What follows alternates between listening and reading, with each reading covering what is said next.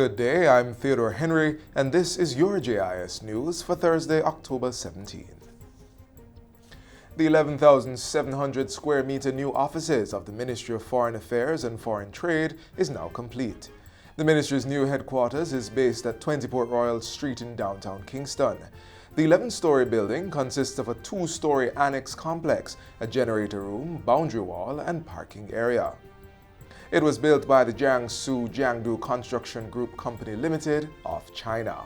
Speaking yesterday at the official handover ceremony, Foreign Affairs Minister Senator Kamina Johnson-Smith said the new building was an important outcome of China's commitment to support Jamaica's economic growth and development. We will certainly have a more welcoming environment in receiving our bilateral and international partners.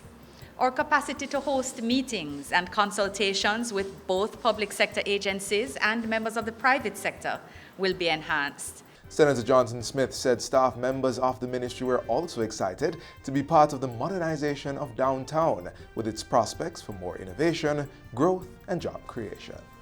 Residents of Chesterfield in St. Mary can now breathe a sigh of relief as they can finally have unimpeded access to their community. On Wednesday, Prime Minister Andrew Holness officially opened the 4-meter-wide one-lane Chesterfield Bridge. Work on the $59 million bridge, which was erected over a section of the Wagwater River, began in the summer of 2018 and was completed recently. It is one of many bridges repaired or replaced under the Major Infrastructure Development Program. Mr. Holness used the function to remind residents that unplanned settlements would not be tolerated in the new Jamaica. Going forward, we cannot allow more informal settlements and informal communities to emerge. The government has to get ahead of that. The government has to put a stop to it, but also get ahead of it by itself taking up the challenge, the duty of planning the communities and making them affordable and available to the people. Opening hours for businesses operating in the St. Andrews South Police Division state of emergency are to be extended. Prime Minister Andrew Holness made the announcement during a sitting of the House of Representatives on Tuesday. We will, hopefully by the end of this week, Minister of National Security, have the Gazette published with the extended hours. We're going to seek to make it similar to what exists in St. Catherine and Clarendon. Operating hours for Clarendon and St. Catherine businesses are 7 a.m. to 11 p.m. for clubs, fast food restaurants, and tavern licensed establishments. Petroleum filling stations, pharmacies, and churches go up to 11 p.m. So too supermarkets, grocery shops, haberdasheries, and other public places. The island is projected to earn $3.7 billion through tourism by year end. Current data from the Jamaica Tourist Board shows growth in stopover arrivals for September to December of 7%, or over 807,000 visitors. This would represent a total of 2.68 million arrivals, or an 8.4% increase over 2018. With stopover and cruise arrivals combined, the island is expected to welcome over 4.3 million visitors by December 2019. The earnings from the full year of stopover arrivals alone is estimated at $3.49 billion, or a 12% increase over 2018. Tourism Minister Edmund Bartlett revealed the figures Sunday night at the 15th anniversary celebration of Sunset at the Palms Resort in Westmoreland. He said the growth in arrivals and earnings were underpinned by strategic targets set in the 5x5x5 plan to bring 5 million visitors and earn $5 billion in 5 years, or by 2021. The country has already seen 4.5 of the 5 million visitors and 3.7 of the $5 billion in earnings. Data also shows that overall, Jamaica's winter season is trending strong. The Canadian market is up by 29,000 new seats. There's double-digit growth from the United States, and South America and the Caribbean are also performing well. All councillors from municipalities across the island are expected to participate in the upcoming 7th Regional Platform on Disaster Risk Reduction in the Americas and the Caribbean, RP20.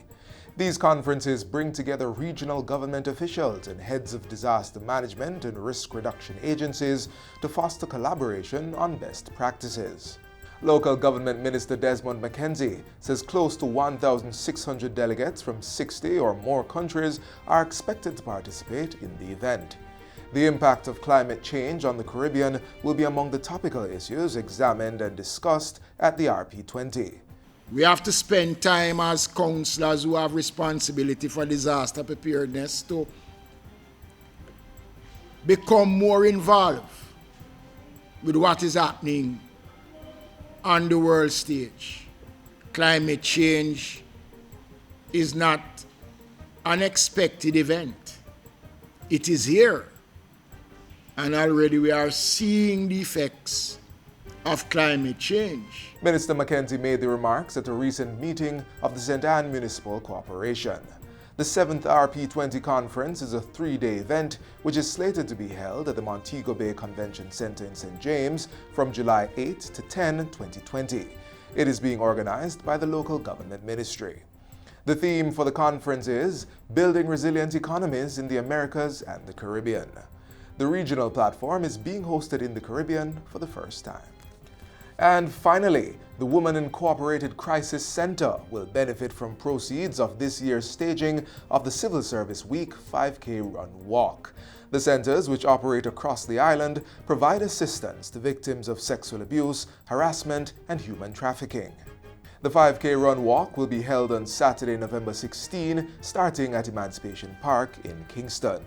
Sponsors include the Ministry of Finance and the Public Service, First Heritage Cooperative Credit Union Limited, and Running Events Jamaica.